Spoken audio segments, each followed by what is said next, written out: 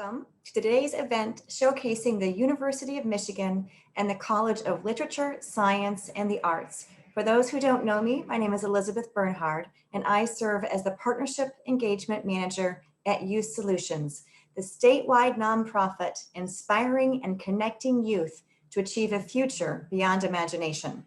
I want to point out that today's event is being recorded, and specialists and teachers are broadcasting today's discussion to their youth and their classrooms, both in person and virtual. So throughout the event, please use the chat feature to ask any questions that you have. And as you wish, you can go off mute and ask the questions of our many panelists yourselves. Just like our other events, at the end of today's event, we will also be doing a raffle for two $25 Amazon gift cards. So youth, take this time now to please enter your full name into the chat box. And specialists, by all means, please put the names of all your students who want to participate into the chat as well. And we will hold that drawing at the very end of this event.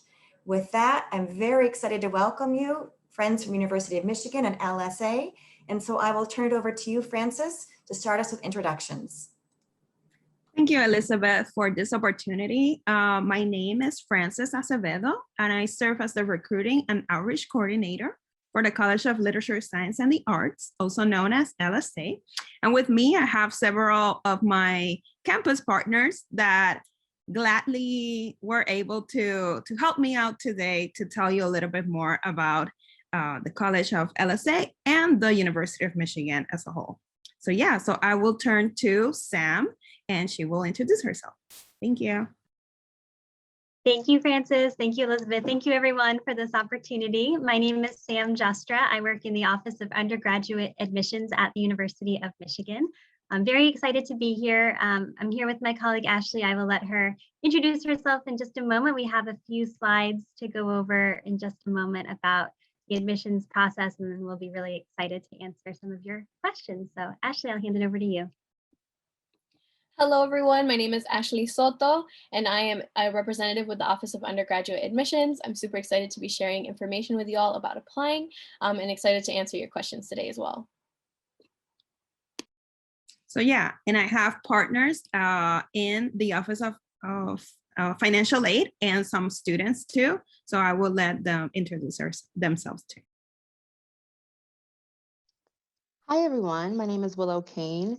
I'm a part of the outreach team at UM in the financial aid office, and I get to work with students like you all to help educate with the financial aid process and how to make UM a financial reality for you. Tara Bean. Hello, everybody. My name is Taryn Beer. I'm a junior this year at U of M, and I'm also a college admissions office assistant. You'll learn more about that later, don't worry. I am majoring in social theory and practice in Spanish, and I'm doing a minor in food and the environment, and I'm excited to be here. Angel. Hi, everyone. My name is Angel. I'm a senior studying economics with a minor in intergroup relations. Happy to be here as well, and so excited to answer some questions. Natalie. Hi everyone, I'm Natalie. I'm a sophomore right now at U of M. I'm studying biopsychology, cognition, and neuroscience, and I'm also on the pre-health track. So if anyone has questions about that, I can help out, and I'm excited to be here. Preetham. Hi all, my name is Preetham. I'm currently a sophomore. I'm studying biochem philosophy, and I'm excited to be here. And Amelia. Hi everyone, my name is Amelia, and I'm a dual degree student in LSA, the School of Literature, Science, and the Arts, and the School of Information, studying Spanish and UX design. Thank you. So I will turn over to Sam and Ashley. Thank you so much, Frances. I'm going to get our slides up and share some information about applying to the University of Michigan.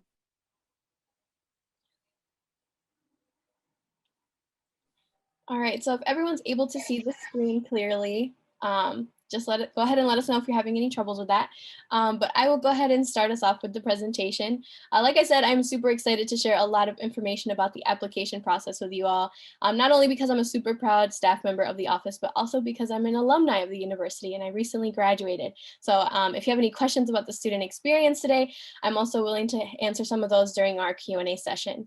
But before we begin with the presentation, I just wanted to let you know that we will be answering some of your questions post the presentation. So if you have any of those, make sure you hold on to those until the end, and you can put them in the chat or unmute yourself like it was shared earlier. So I will go ahead and start us with the very first slide, which is just the application process to the University of Michigan. So how can you apply to become a Wolverine? There are a couple of steps that you do have to take, as well as some items that you have to submit. And so that's what I'm going to review with you today. The very first step is to create a profile on the Common Application or the Coalition application. Both of these are profiles that you can make and fill out an application to send to multiple universities and colleges all across the United States. And the University of Michigan is just one of them. Depending on which one you want to pick is totally up to you. We just prefer that you pick the one that works best for you. We don't have a preference just because they're basically the same application with just their questions in a little bit of a different order. So once you create your profile within the Common Application, you will answer their questions, and then we'll get to some specifics of what you need to submit on the next slide.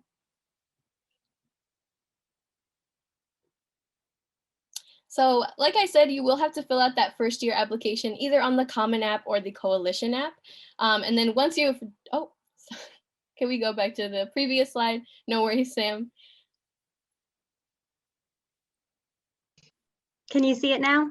Yes. Okay. So once you answer all of those questions on the Common Application and Coalition application, we will have some specific U of M questions that you have to fill out, as well as some essays. And I'll talk a little bit more about those later on. Your council will also have to submit a school report and have a teacher submit a letter of recommendation as well. And like I said, I can talk a little bit more about these later on. We'll also need a high school transcript with your 9th through 11th grades. And then if you have the opportunity to dual enroll, you plan to, or you currently are in dual enrolled, we would love to see those transcripts as well.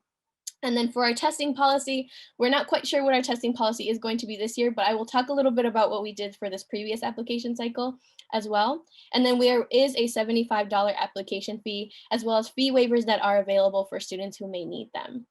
So I'll go ahead to the next slide. Some deadlines that you should definitely keep in mind. The application for first years and transfers opens up on August 1st. And so if you want to get started on your application in late summer, you are more than welcome to do that.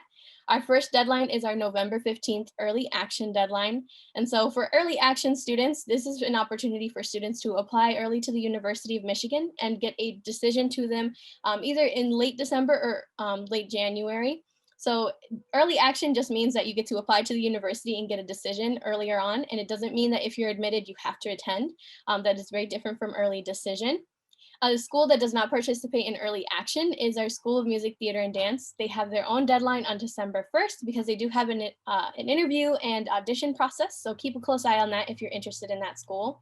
And then our regular decision deadline is for students who just want to apply by February 1st if they may need a little bit more time to fill out their application. And also for students who may have been postponed in our early action pool. And the students who apply for this cycle typically get a decision in late March to early April. So all of this information is also listed on our website, so don't worry if you can't get it down right now.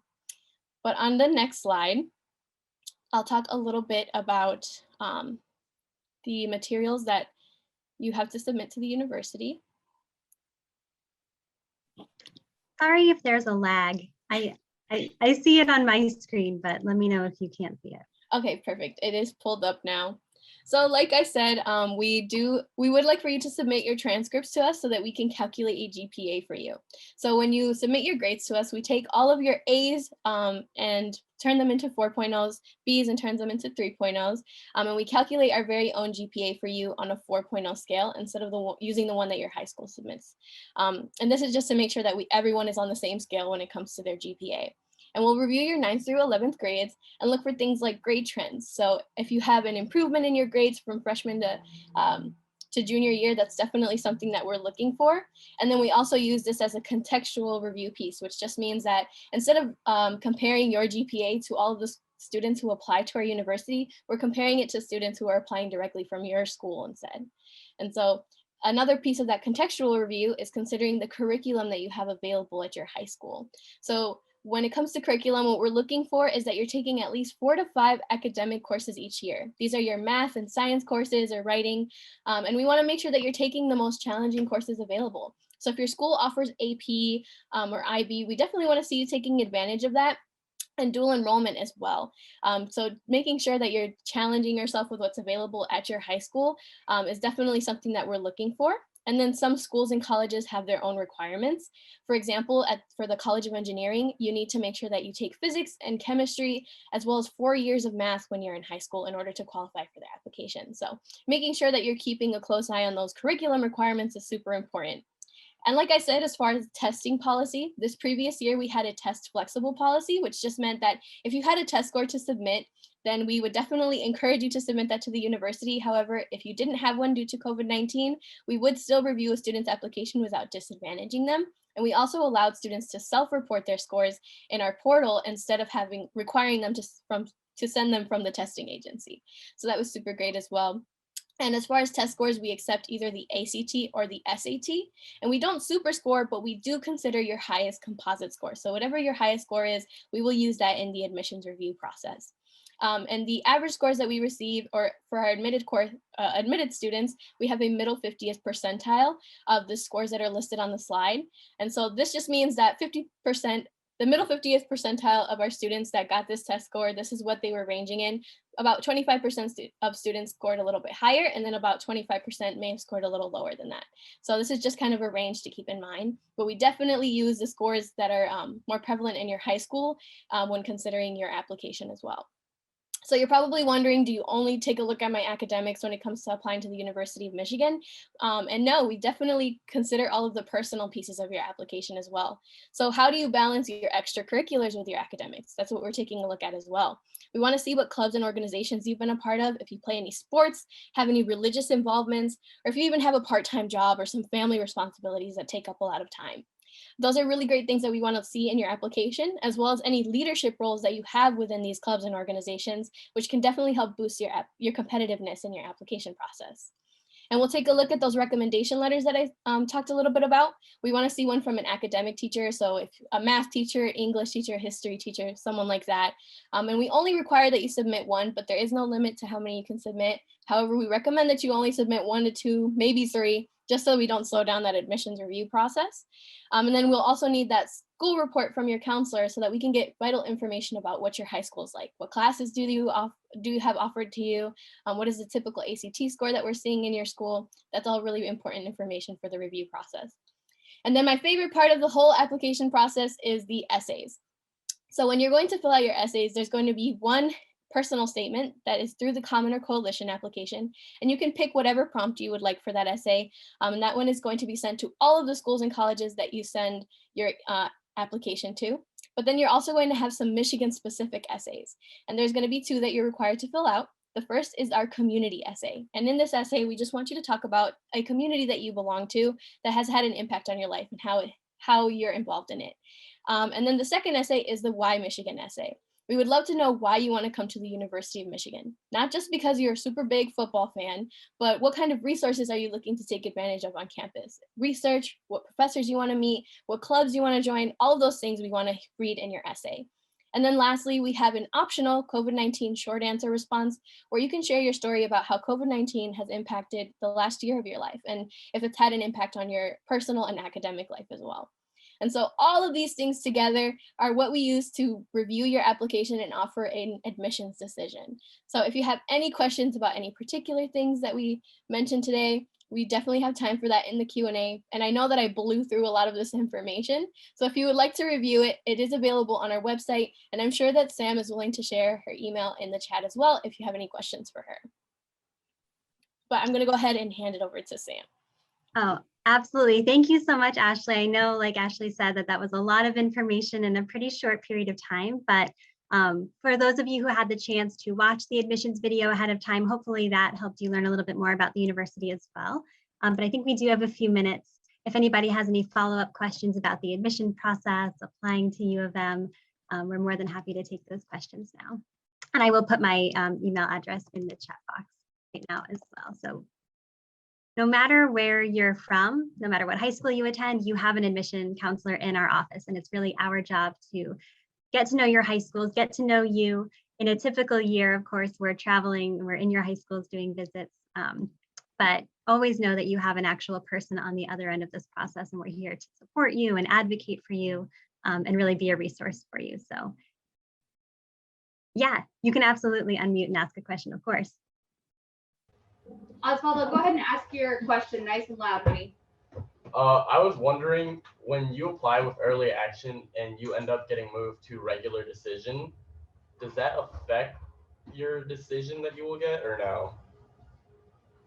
That's a really good question. So the student is asking about the postponed decision, which Ashley had alluded to earlier too. If you apply early action to Michigan and we are reading your application and decide that you're certainly a very qualified applicant, but you might not be among the most competitive students we've seen so far, then we'll postpone your application into regular decision so that we can continue to consider you.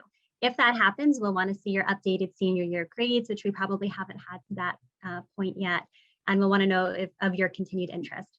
So we'll continue to review your application. So if students are postponed into regular decision, it doesn't mean that they're not going to be admitted ultimately to Michigan. You certainly still can, and many students who have been postponed into regular decision are ultimately admitted. It just means we want to see a little bit more information about how you're continuing to finish out your senior year. Great question. Thank you.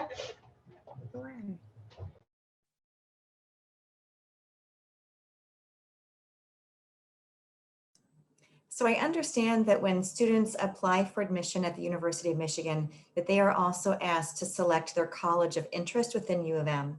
What if they don't know? What if they're undecided? What do they do then? I can go ahead and take this question. So for our students who have no idea what they would like to pursue when they're in college, which was my experience, we definitely recommend that they apply to the College of Literature, Science, and the Arts. This is our biggest and oldest college at the University of Michigan, and it also has a very wide variety of majors and programs to choose from. I believe there's 200 plus majors and tons of minors that you can select from. And so if you really want room to explore, there's definitely a great space for you at the College of Literature, Science, and the Arts. And I'm definitely guaranteeing that you're going to learn a lot of information about the different things that you get to explore through LSA. And so you'll get all of that information a little bit later on today. Thank you. Are there other questions from our audience today for our admissions team?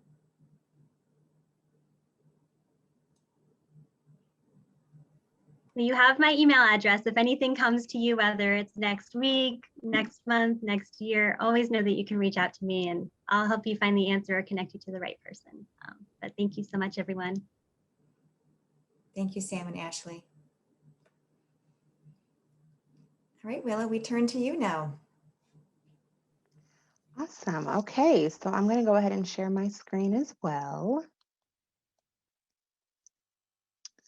I'm going to assume you all can see it. I've been having a little Zoom trouble lately, so let me know if anything is going wrong. So I want to talk about, kind of start at financial aid in a really general sense. So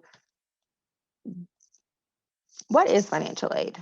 And to put it simply, it really is money used to help you pay for college. I think we all kind of have a decent grasp on that and what those funds are for. But people don't really know what type of financial aid is available to them or what types. And we can kind of look at that here. There are three main types. It's going to be your free money, the good stuff. We all love it. Your scholarships and grants, often sometimes called gift aid because it's a gift. And like most gifts, I would say, you don't have to pay it back. There's no expectation as far as a dollar for dollar exchange, right? However, there's also borrowed money, AKA self-help aid you're going to take out to help yourself, invest in yourself. This is, of course, our student loans, and they are a reality for most of us, normal folks. I only know one person doesn't have any loans, and his family is, of course, very well off. But for the rest of us, loans are a part of that financial aid reality. Another type of self-help aid that is out there is your federal work study program. So work study is a lot less known than the other types of financial aid, but I really love it because it gives you opportunity to actually work either on campus or in the community, and you can receive a paycheck biweekly, just like most other part-time jobs. And it's so nice because you get to have exposure to a wide variety of experiences on campus and exposure to different careers even that you never even considered. For example, I was a work study student myself. I worked in the library and in an audiology clinic. So it just goes to show you the wide variety of opportunities that really are out there for you. So now that we know about financial aid and a little bit more comfortable with the foundation, what makes Michigan so special? And we can see here that we really do prioritize financial aid. We give away the most aid in the entire state of Michigan, but also in the entire Big Ten, which is really saying something. These are, of course, huge schools, at least 50,000 students typically. And that's, we're giving away the most aid out of the entire network. So really something to be proud of. But even more particularly, we give away 70% of aid. Nope. 70% of our in-state students receive financial aid from our office, which just goes again to show you that commitment that we do have to our in-state students and to families and people who can contribute to the university through voting and different donation measures. We really do prioritize our in-state students. In fact, we gave away almost $200 million in financial aid just to our in-state Michigan resident undergrads. It's a huge number. And we really do want to make it apparent to everyone that U of M is an affordable and realistic option for you, even though those sticker prices can get a little intimidating. We'll talk about that in a moment here too. I did mention work study before. We have that wide variety of work study jobs here on campus, but we actually have 4 jobs for every 1 work study student. So if you have a work study award, you can have a job on campus. It's not guaranteed, but it is obviously very likely. You have a lot of options. And also too, something we're really proud of, especially given the changes and everything going on right now with COVID and the way that the world has changed so much in the last 16 months now. We have increased our institutional grants 50% in the last 5 years. That just means that we're giving away more aid to students and being as generous as we really can be, which I'm super proud of. So one of these aid types, one of these programs that I really want to highlight for you is the Go Blue Guarantee Program, also called GBG. I might use that terminology later, but GBG is so nice and so special because it guarantees you free U of M tuition for 4 years on our Ann Arbor campus. This is huge because you can actually bring in credits from a transfer program, from AP credits, whatever the case may be, and you can use that to go towards your degree and have that tuition paid for your years that you're at UM. So for example, you have to qualify for in-state tuition to be eligible for this program and earning your first bachelor's degree. So if you're a part of something like a TIP program, or you went to a community college and got your associate's degree, you can now transfer into Michigan and have your final 2-3 years of college, have your tuition costs completely covered. That is huge. Many transfer students don't have those type of aid opportunities. Most financial aid is given to freshman students. That's just kind of the way the system goes. And so being able to offer this to students is really, really special. And I love to really highlight that fact that you can transfer into UM and hopefully have a portion of your costs paid for, have your tuition paid for. So other requirements for this program are going to be a family income of $65,000 or less and assets below $50,000. You must also apply and be eligible for financial aid through our complete application process. This is going to mean your FAFSA and your secondary application, your Css Profile. I only mention that and go into such great detail there because that does mean that any of our undocumented students and our DACA recipient students are not eligible for this program. However, there is still aid available to you at UM, and we do not want that to be a barrier that stops you from applying and becoming a Wolverine. So we know this is one way to have your tuition paid for, but tuition is not your only college cost. It is the most expensive, that's fair, but not the only. So this is the cost of attendance breakdown. This is actually how much it costs for a student right now here at UM to be attending the university. So as we can see, tuition is the largest cost. I won't go through all of them, but you can definitely see the trend that your next biggest cost is going to be housing, so on and so forth. Something I really want to point out is the difference between in-state and out-of-state tuition. Again, that just goes to reflect our commitment to our Michigan residents and that tuition support we're able to offer you, that tuition discount we're able to offer to make a Michigan education a reality for more families. Important to note too, in the greater financial aid conversation, your cost of attendance, this $31,000 is the maximum amount of financial aid that you can receive. So as your scholarships start coming in, as you start trying to do those calculations, just remember that your cost of attendance is the maximum amount of financial aid that you can ever bring into the school. Something to think about. So I know these numbers can be a little intimidating. I know for sure $31,000 is nothing to laugh at, not a small ask for sure, but don't let that intimidate you too much, because what you really want to be concerned about is your net price.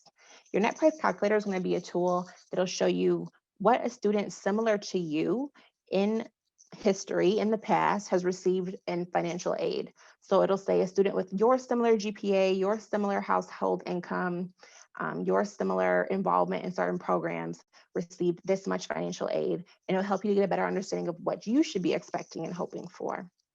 This is so nice because it can take that $31,000 number and bring it down to your true cost a lot closer to $8,000 or to $0 for some students. It just really does depend. But being able to see those real numbers, those net price numbers, is so valuable. So I really encourage you all to check out the net price calculators.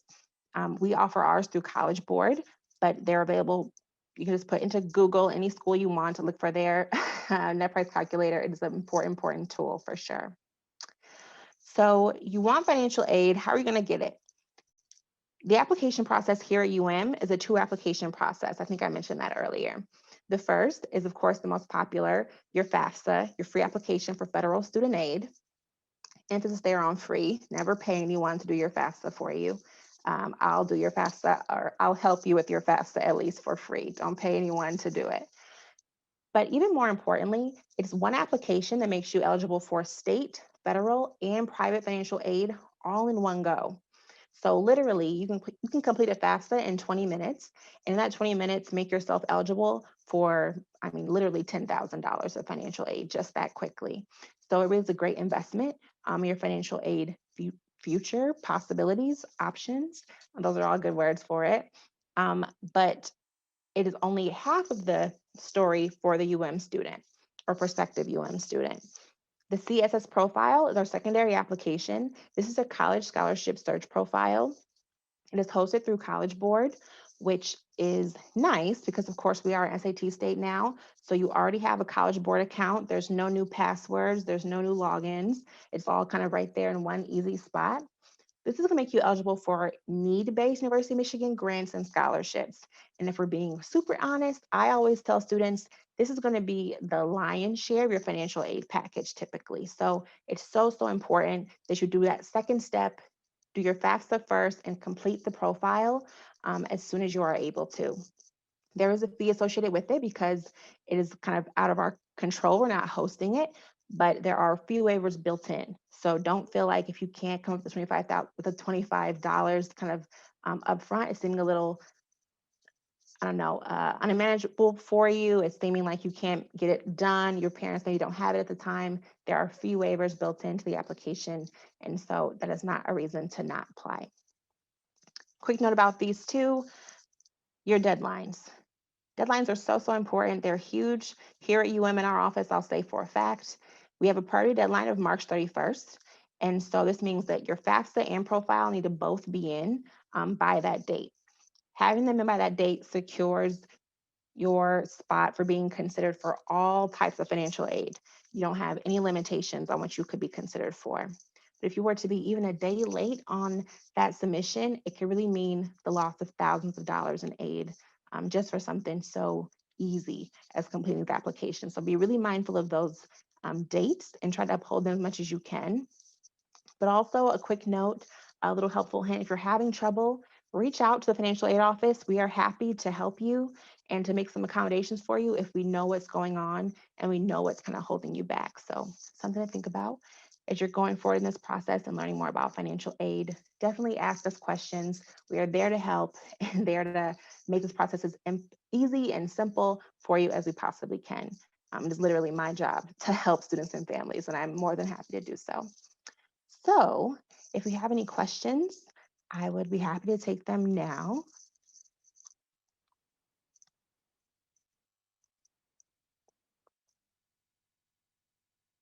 I guess I'm going to go ahead and stop sharing my screen. I think that's been the trend so far. Willow, can you talk to us some more about work-study jobs, including giving us more information about what they are, what some of the jobs are, and how students qualify for them, and how many hours per week they'd be asked to work? Yeah, that's a great question, or great questions. So you qualify for work study through the FAFSA. It is a type of financial aid that you are only eligible for federally. It's federal funds are helping to pay for that, pay for your wages as a work study student. And so completing your FAFSA is the #1 most important thing to be considered for work study. As far as jobs go, there really is such a broad variety. There are some students who end up working in more clinical settings sometimes with research is a possibility that you could work in an office setting on a campus department is something that students do often as well. You also have the opportunity to work in housing or in the student dining. It really is kind of, it's a really, really wide array of career opportunities. If anyone wants to kind of get familiar with what is available right now, you can just put in Google Michigan student employment, and you can actually look at the entire list of available work jobs that we have on campus right now, work study and non-work study.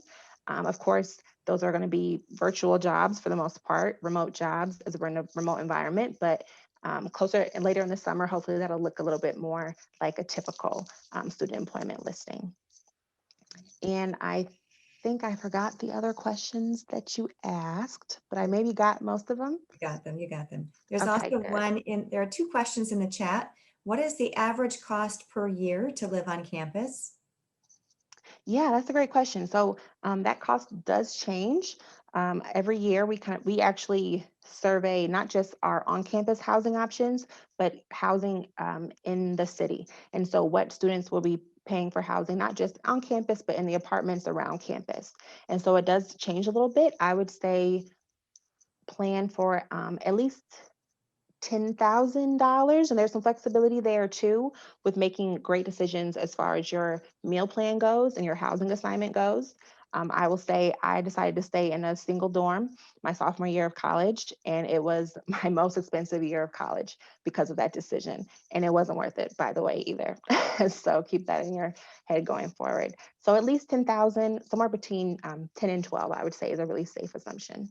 Great. Another question. If your parents' income is less in 2020 or 2021 than it was in 2019, can you ask for more financial aid? Yeah, that's a great question, especially right now, given everything that's happened in this last year, that's a reality for a lot of families. We definitely recognize that. So like you said before, the FAFSA works on 2-year-old information. And so for students that are been admitted already this year or being admitted, we're looking at their 2019 taxes. But if your 2020 reality was completely different, you can actually petition or appeal for an aid reconsideration. This will be true for students who have had parents without substantial job income loss or difference, maybe a death in the family, maybe your parents separated, maybe you had a huge out-of-pocket medical expense last year and that really, took a toll on the family situation. We can definitely kind of accommodate for those things and consider them. You just reach out to us, let us know what's going on, and we walk you through that process kind of one-on-one. But kind of generally, you submit documentation, it goes before a review committee, and they make a final decision about what we can and cannot do to reconsider your aid. Thank you. Willa, can you put onto the screen again the tuition costs? There's another question about them. So if you could share that, that would be great. Okay. Now I'm trying to figure out how do I go back in my presentation on the fly like this. Okay, I think I got it. Okay. So you should be able to see that here. Yeah. Yeah, and if anyone wants me to kind of give voice to it, I know that's an accessibility concern too, so I will do that now that we do have a little bit of time. So for an in-state student, your tuition and fees are $15,558. Your average kind of assumed room and board cost is $11,996. But again, there's some flexibility here and some movement that's going to be based on your decisions for housing and meal plan. Books and supplies for the year, it's assumed you're going to spend about $1,000. I would say too, that's a pretty generous estimate. I've certainly never spent that much on books, but it can happen with some of those more specialized classes, your engineering, architecture classes that have a lot more tech and gear and gadgets that you need for school. And there's also a component here for your personal miscellaneous costs for $2,454.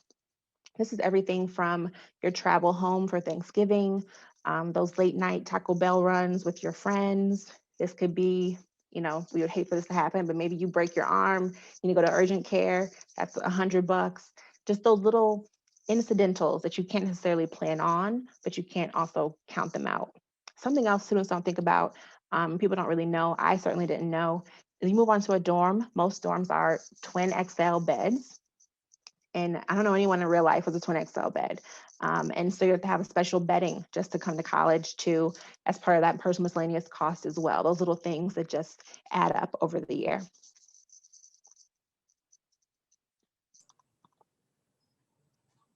I don't think I said our total too. So all those items put together, your total cost of attendance is $31,056. Great. Are there any questions for Willow about financial aid? Great. Willow, thank you very much. That was very helpful. And I can tell you that when we learned about the Go Blue guarantee, we knew we had to feature your institution as a partner. Of course, U of M is already an exemplary institution, but that you are making it available to so many people statewide just made us have to showcase your institution even more. So thank you very much. It's highly helpful. Yeah, thank you. And I want to say too, in addition to GBG, if your family does not meet those specific circumstances, do not feel like that is an all or nothing financial aid scenario. We offer aid on a huge scale. Even families who have significantly high incomes, I would say even over 50 into 80,000, even plus per year, are still eligible for some types of financial aid. So don't feel like if you can't be a part of GBG, there's nothing out there. There's plenty out there for you. Great. Thank you, Willow. All right, Frances. Thank you. So thank you, ladies, for telling us all of that information. And now I'm going to do like a quick Q&A with the students panelists that I have here to tell you a little bit more about the College of Literature, Science, and the Arts and what we offer and like some of the resources that are available for you once you come to the University of Michigan through them. So first of all, like Ashley said earlier, we're the College of Literature, Science, and the Arts inside the University of Michigan. So the University of Michigan is divided in 19 schools and colleges, and 7 of them, you can apply to them as a first-year student. And us, the College of Literature, Science, and the Arts is the largest and the oldest out of the 19 schools and colleges here. And when you apply, you don't have to declare a major for the first 2 years. So you are able to explore as much as you want. And we're divided in 3 academic units. So natural sciences, social sciences, and humanities. And I will let my students explain all of that.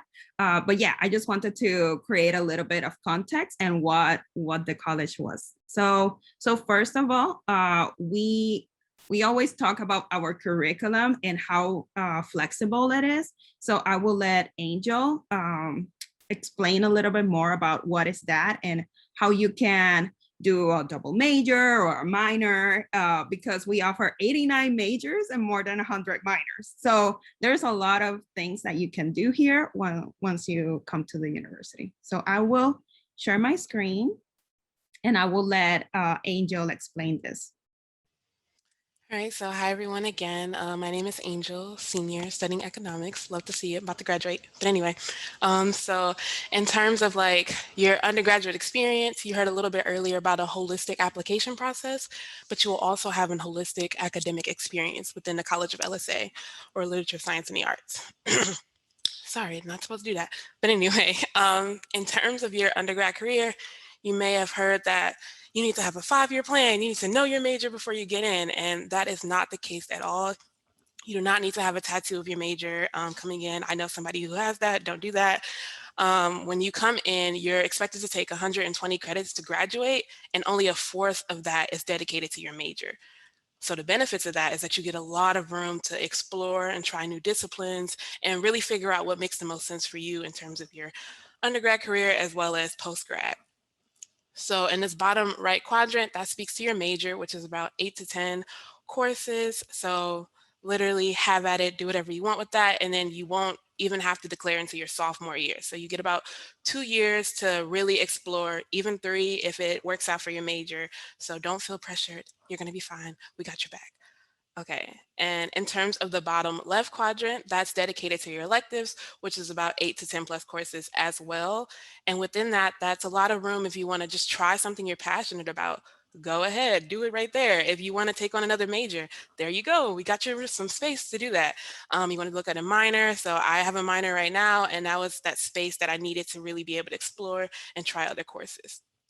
And if you go to the top right, this is dedicated to your distribution courses, around 8 to 10 courses as well. And so within that holistic experience, we ask that you take around 7 credits or so within the social sciences, natural sciences, and humanities. And so natural sciences can refer to like your STEM courses. If you do work within maybe a physics course or something like that, that would go to natural sciences. Social sciences could be around maybe sociology courses or psych courses, and humanities as well. And then if you go into the left quadrant, upper quadrant, yep, there you go. Then you have a foreign language requirement within the College of LS&A. This is a space if you want to try a new language, or if you want to continue learning something that you've done in high school, you have the room to do it. It does say 0 to 4 courses. That's because if you took on a language in high school, when you come to U of M, you'll be able to take a placement test for that language. And then if you test out, awesome, you don't have to, but you can always try another language. Me, I didn't, so I had to keep going with the French language, but that's okay, don't judge me. And then also we have this race and ethnicity section. We do recognize the importance of being able to have those conversations across different identities. And so that's a key skill that I feel like I don't have to explain. You need that. So that's something very helpful. And in terms of quantitative reasoning, that's around 1 to 2 courses. And so that section doesn't just have to be like math, within like economics or something like that, or even I believe astrology is a quantitative reasoning course. So you can do a lot with that. And then you also are required to take a first-year writing course. When you come into the University of Michigan, one thing that I was able to do, I don't really like reading about boring old people. So I was able to take a course where I was able to talk about just my different binges. So I was able to write essays around Netflix binging, and I love Grey's Anatomy, but that's enough about me. So there's a lot of room within that. Just because it says first year writing or upper level writing, there are many courses that can fit those requirements and maybe be better like associated with your interests within your undergrad. So yeah. Thank you, Angel. And instead of astrology, it's astronomy. Oh my goodness. Yes, so sorry. I just wanted to make that clear. We do have around 3,000 courses every year, but I don't think astrology is one of them. Just saying, it's a lame joke, sorry. Anyway, let's move on about like different opportunities about like research and internships. So I will let Preetham talk a little bit more, since Willow briefly mentioned it, that you can like get paid to do research. That's a way that you can do it. So Preetham, go ahead. Yeah, for sure.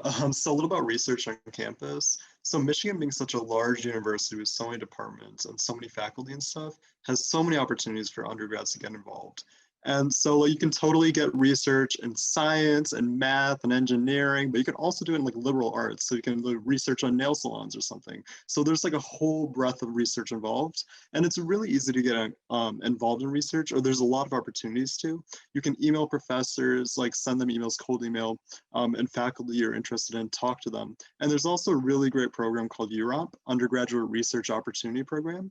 And through this, they actually help you like walk through the steps of applying to labs and to like getting interviews and stuff. And so personally, I found that really helpful. And so yeah, research on campus, you totally can get paid for it. You can get volunteer hours. I know some of them you get credits for your major. So if that's something you're interested in doing, you can totally be on the forefront of the academic field and learn about a bunch of really cool topics. So yeah. Thank you, Preetham. And since we understand that the university is big, but there are many ways that you can make the big campus small. And there's a great way that you can do it through the Michigan Learning Communities and through other opportunities. And I will let Darvin talk a little bit more about the Michigan Learning Communities and what is the residential college and honors and all of those great programs that are inside LSA and that can help you make that big campus smaller. Yes, of course. All right. MLC is one of my favorite things. So they are Michigan Learning Communities, like Francis said.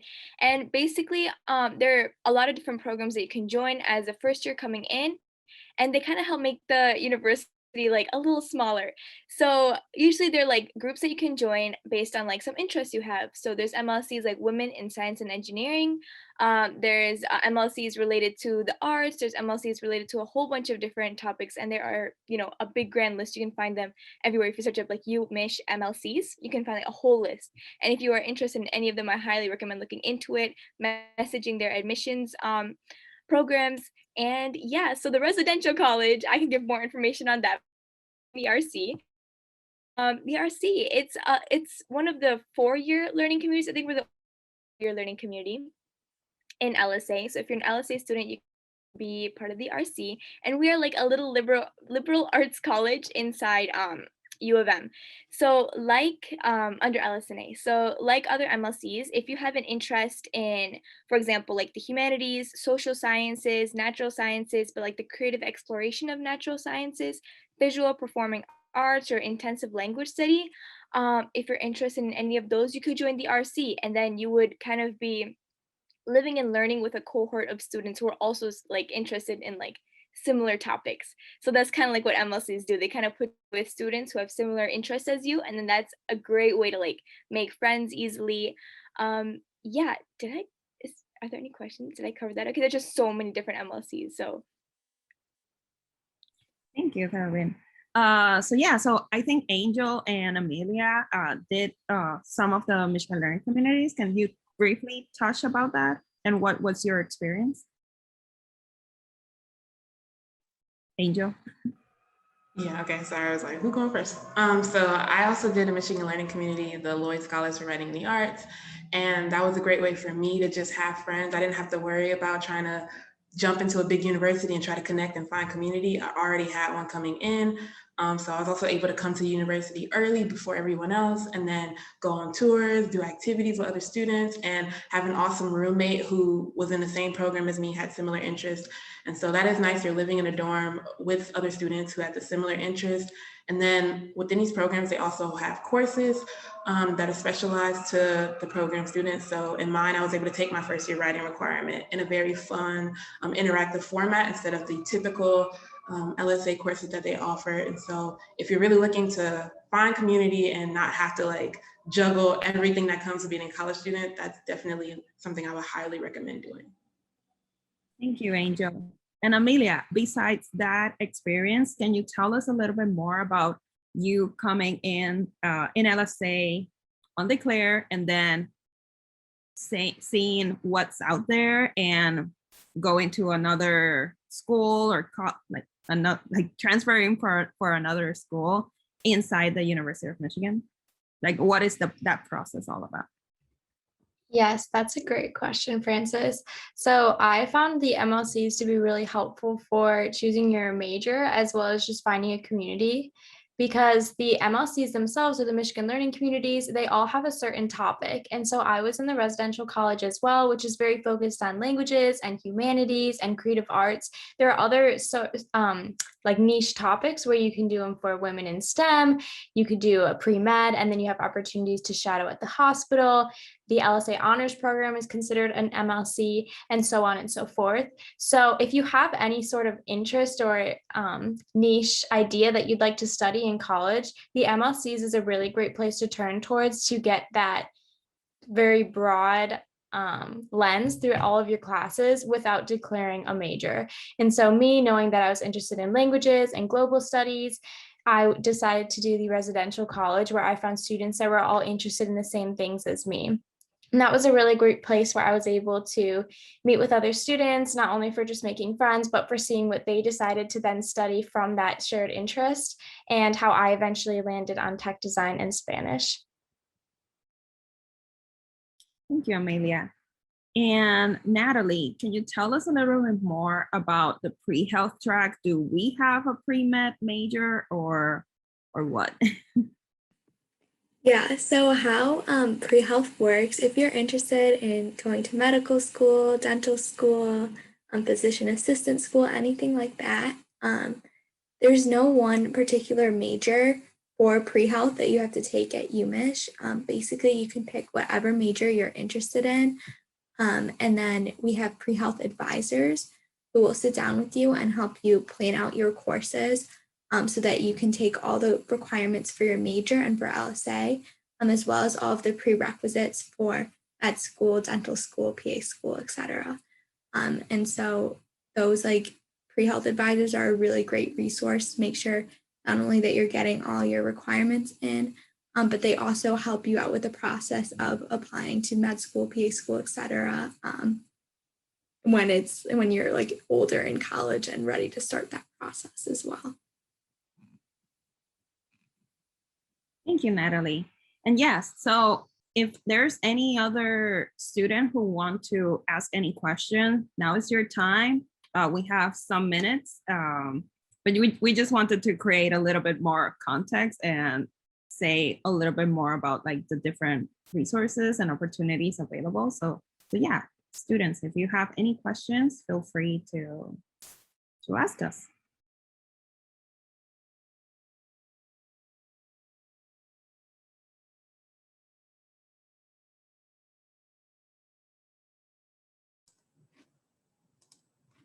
I have a question for all of the students. What is the most surprising thing you've learned about yourself and about the world since starting college?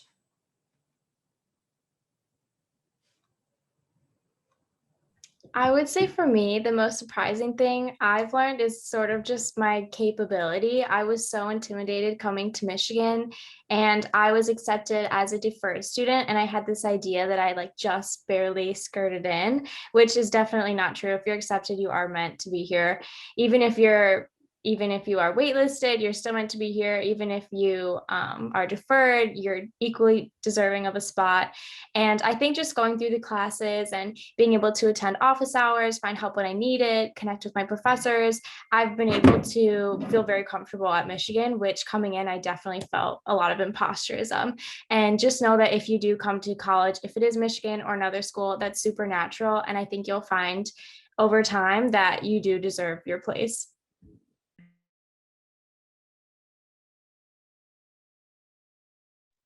Yeah, just to add on that, like I wasn't even going to apply to U of M. Like it was not on my radar. I was like, nah, I'm not gonna do it.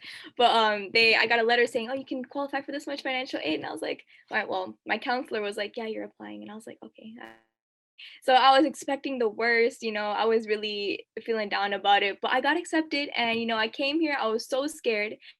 But like Mia was saying, there's just a lot of resources and a lot of people who were there to help me, and I was not expecting that. I went through the summer bridge program, which is kind of like a semester before fall, where they kind of help transition students. I was part of that cohort for summer 2018. That really helped me, and just wherever I looked, there was somebody who was willing to me, because I did not know anything. So yeah, just to add on to Mia's point, that's how I felt too. But there are resources to help you, take that chance, apply if you can, and if you want to.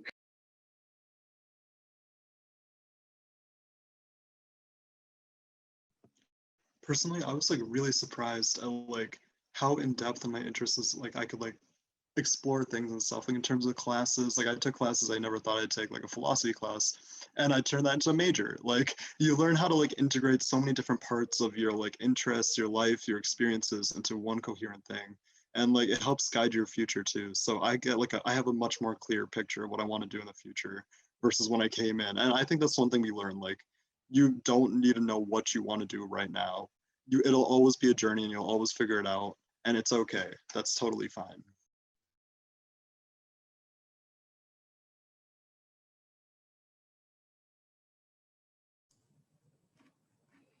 Any other questions for our U of M students? If you don't have any questions, I send you the email. So it's lsarecruit@umich.edu. And if you have some time this week, you can totally schedule an appointment with us in our live Q&A, and one of my students and me will answer any questions that you may have. So yeah, there's options for you to still get connected with LSA and with us. Thank you. Great, thank you. With that, I'm going to turn it over to Kelsey Lee Master, and she is going to announce the winners of the two $25 Amazon gift cards. All right, here we have our wheel with everybody that submitted their name. So here we go.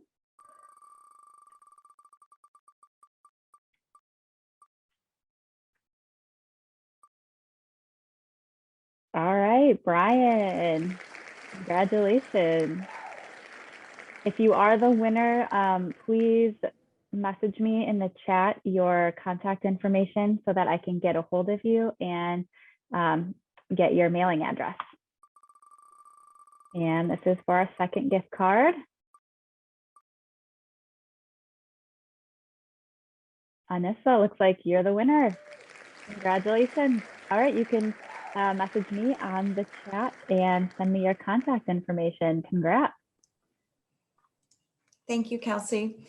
And I wanted to thank everybody for attending today, and especially to our friends and colleagues at the University of Michigan.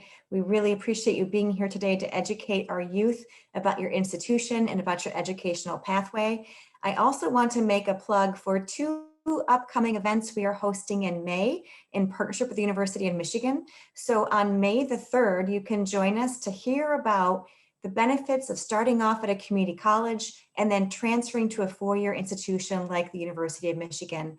And then on May the 5th, we will be featuring a panel of current U of M students who started off at a community college and then transferred to U of M. This is a really good opportunity for you as JMG youth to consider that pathway for yourselves. With that, thanks everybody for attending. It's been a delight to be with you today. See you next time.